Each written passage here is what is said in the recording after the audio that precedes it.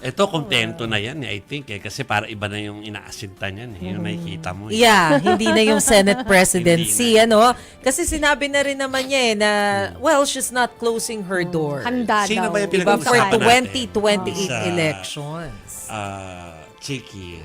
Sa alin? Aling broadcaster? Yung- Older or yung may kapatid din? Yung itong parang hindi naman din siya nagpapakipot tungkol sa 2028. Oo, narinig nyo kanina, di ba? Senator Risa Ontiveros, sabi niya handa siya. Kung sakali na item ata ni Masa yun. Standard bearer. Kung sakali, Standard oo, bearer. sa Diba? opposition. Hindi niya sinasara yung kanyang pinto. Mabuti pakinggan na lang natin siya. No? Sige.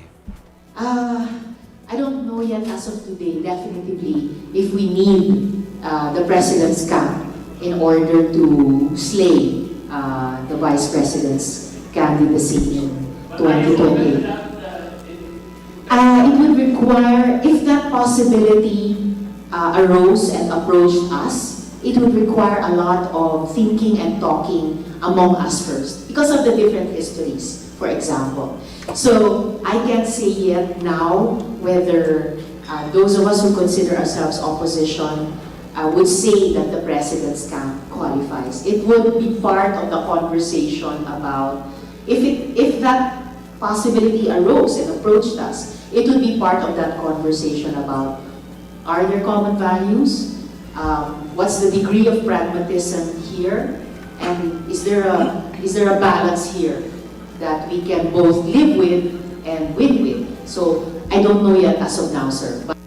Siyempre, ang gusto natin na manalo sa 2028 elections, yung alam natin na malilid nila yung bansa ng may maalam, 'di ba? Yung may malinaw na pananaw para sa Pilipinas. Ayaw na natin ng mga masyadong problematic na leader. Pero ang reality kasi, para manalo ka sa isang higher position, titingnan mo rin, 'di ba, yung winnability ng isang kandidato mo. Ano ba yung naging posisyon niya, for example, sa Senate elections?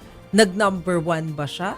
Kasi 'di ba usually pag tiningnan natin yung mga recent history, kung sino yung medyo mataas dun sa rango ng Senate, yun yung may mas malaking chances of winning sa higher position. Yes. Pero not all the time. Usually, pero yun hindi yung usual. number 1 Oo, pero medyo mataas. Yung medyo Oo. mataas, 'di ba? Tingnan natin. Ang importante, matuto tayo lahat bumoto, ha? Oo, Mga kasi kapatid? hindi naman lahat ng mga matataas sa Senate masaya tayo. Sana matuto tayo. After Oo. all the experience ito nakalipas sa 2 taon, first kapag na-involved dun sa anomalya, huwag nyo na iboto. Agree. As pangalawa, hindi porket nag-offer ng ayuda ay hero na to. Dahil hindi, pera natin yun. So wala kayong utang na loob doon. So tanggalin nyo na yung 2 yun. 2 consideration na yon. So, meron na kayo ibang pag-iisipan para kung sino iboboto nyo. At Basta higit wag na sa yung lahat, 2 yon.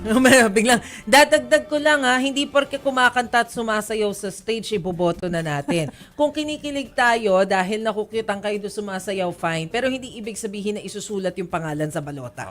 Unless may plano yung mga yun. Yes. Magandang plano. Maliban kung maganda yung Oo. plano. Pero usually, anyway. Usually dinadaan sa sayaw. Tama na. Pero mukhang nag-improve naman tayo nung midterm. Mukhang meron namang konting shift. So, Sana I'd Please, love please to naman. think na mas naging matalino tayong Please botante. naman. nitong push pa natin midterm. sa 2028. Kahit na hindi tayo Oo. masaya dun sa ibang resulta. But still. Uy, lalo na highest officials yun sa 2028, mga Yeah. kapatid.